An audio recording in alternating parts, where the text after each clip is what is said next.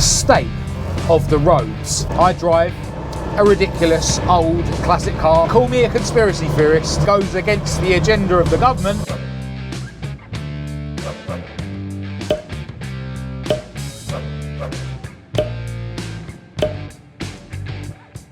Hello, I'm Marcus Hayes, and today I'm back for another episode of Rant on Road, because everyone loves a rant. Now, before I get into that, I've got to let you guys know that I have just released the official MH 2025 calendars, which are available on my website at marcushayesuk.com. And for a limited time only, in fact, a very limited time, by the time this video comes out, you can get your 2025 calendar with free UK postage. But that offer ends tonight at midnight, so definitely be quick.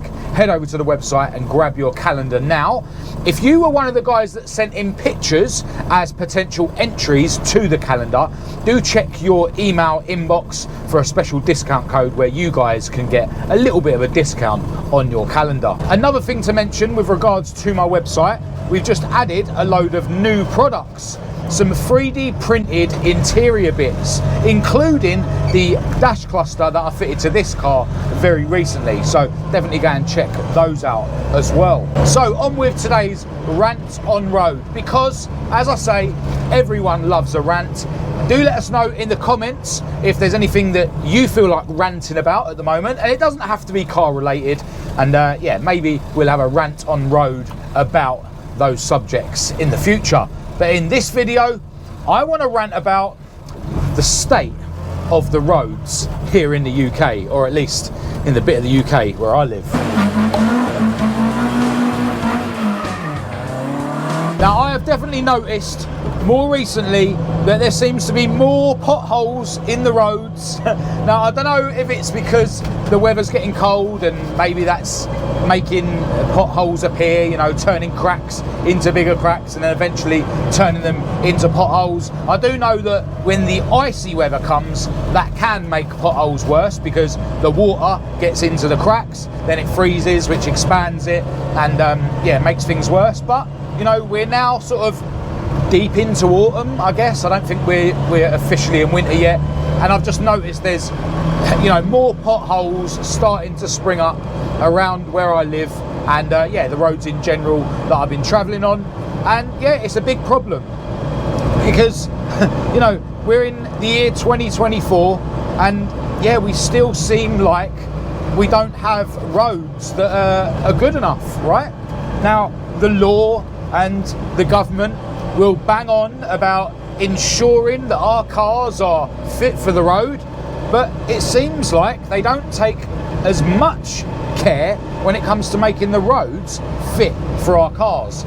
Now, admittedly, I drive a ridiculous old classic car that's lowered, and you know, maybe things like potholes affect me more than they affect some of these guys that are driving around in big, you know, modern cars. All right, maybe, but it still baffles me that, you know, we haven't come up with a way to produce a road surface that can withstand the use of it, right? And I think it's even more important moving forward because nowadays more and more people are driving electric cars, which are heavier, which are, in my mind, surely going to cause a bit more damage to the road.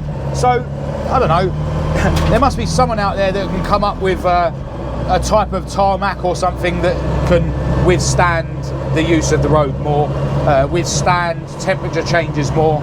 You know, it's got to be possible, surely. Now, maybe, and call me a conspiracy theorist, maybe it would be quite easy to come up with a road surface that did a better job of being a road surface, right? But maybe people don't want to improve the tarmac or whatever that we're using nowadays, because it would mean that roads need fixing less, which would then kill jobs or prevent certain companies earning money from fixing the road, right? You know, there's a lot of examples of that sort of thing that has happened in the past and that does happen.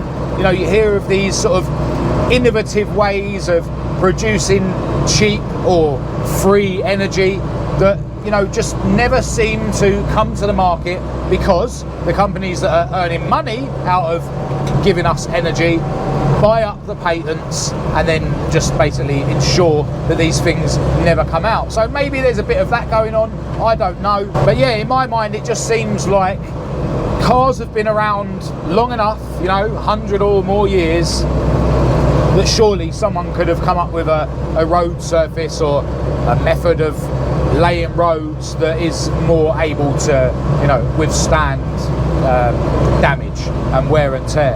And look, if that's not the case, and if what we've got at the moment in terms of the tarmac that we use is the best option, then ultimately the councils and people responsible with keeping the roads in reasonable condition, then it's just inevitable that they need to start being quicker about repairing the roads when potholes and stuff do appear, right? If we can't find a road surface that can last longer, then, well, they need to just start fixing things quicker, right?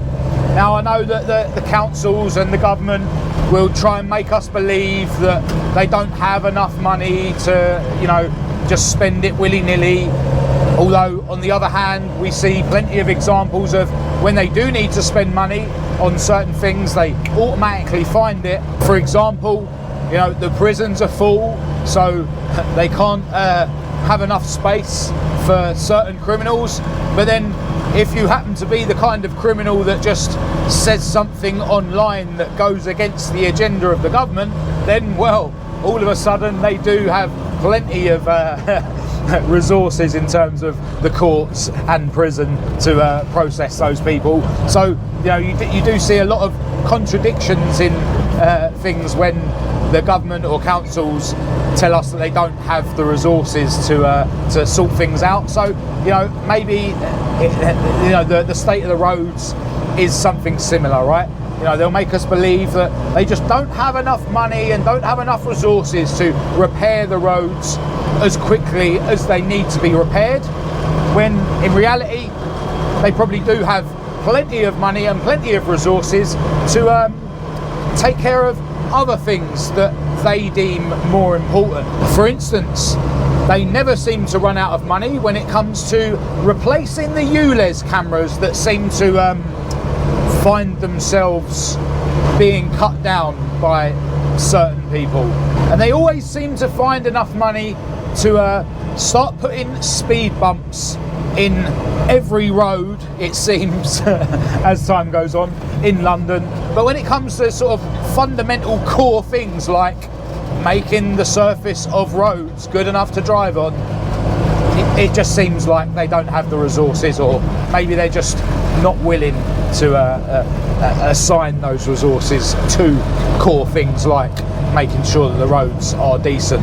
Now, it's funny because, as far as I'm aware, correct me if I'm wrong in the comments, but years ago our road tax or vehicle excise duty or whatever they call it nowadays was literally a fund that was used to keep the roads in good condition, right?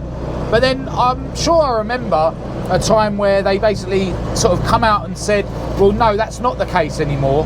That money isn't necessarily ring-fenced for fixing the roads. It's just an amount of money that goes into the pot of government, and then the government, decide if and when they are going to use part of that pot to fix the roads or to do anything else. So years ago, when they sort of said that was the case, was that them starting to have an excuse for not putting the resources into keeping the roads in an adequate condition? Maybe. I suppose it sort of shuts down anyone suggesting that it's unacceptable that the roads are in a bad state. So I mean, in my mind, any time a government say, oh yeah, we're going to take money from here and spend it on here, to me it's a load of nonsense anyway. The government just take money wherever they can and wherever they feel they can get away with it, and then they spend that money on whatever sort of is in line with their agenda. They don't actually care about what we want them to spend the money on, apart from when it comes to persuading us to vote for them, of course. You know, the whole point of government is to persuade us that they're going to be looking after us being, you know, general people. But yeah, in reality, they just need to get in power and then continue looking after the rich, because that's how I see the government. They're there to look after the rich, because the rich are the ones that fund them, you know, with backhanders, etc., etc. But yeah, to me, I feel it's a bit unacceptable, really, to have roads that don't seem fit for purpose. I don't buy into the crap that there's only a limited amount of funds to deal with certain things that you know, we need on a daily basis, because, as I say, the government can always find money when they need it to fund things that, you know, aid their agendas. You know, they just print money when they need it. But when it comes to things, you know, core things in life that people sort of expect, you know, like having decent roads, yeah, they're quite willing to not bother doing what needs to be done, and yeah, just making us put up with it. Now, I do think that it's certainly something not worth crying about. I don't think any of the powers that be care if we're bothered about the state of our roads, if I'm honest. But it's certainly something that I think was rant worthy. So let us know in the comments any examples that you've come across of really bad road conditions. Let me know if any of you guys have actually had your car damaged by any potholes or anything like that, especially if you've been able to get some money off the government or off the council somehow in terms of compensation to pay for said damage. I'll be really interested to know if any of you have been successful in that way. But yeah, other than that, as always, let me know in the comments if there's anything in particular you think I should rant about in a future Rant on Road episode. But yeah, I'm soon going to be arriving at my other garage, where I'm going to be cracking on with some work on Heidi, my Mordor Mark II Escort, and that'll probably be the next video on the channel, so stay tuned for that. Until then, definitely go and check out the 2025 calendars, and of course the new 3D printed interior bits that are available at marcushayesuk.com. But other than that, massive thanks as always to everyone who's tuned in. If you did think it was any good, please do give it a thumbs up and a share. If you didn't, as always, feel free to give it a thumbs down. Check the links in the description to follow me on social media. I'll leave a link to my website down there, as well as the Petrolhead Style website. Definitely go and check both of those out. My email address will be down there as usual for anyone who wants to contact me. Huge thanks as always to my patrons for your ongoing support. But other than that, until next time, thanks for watching.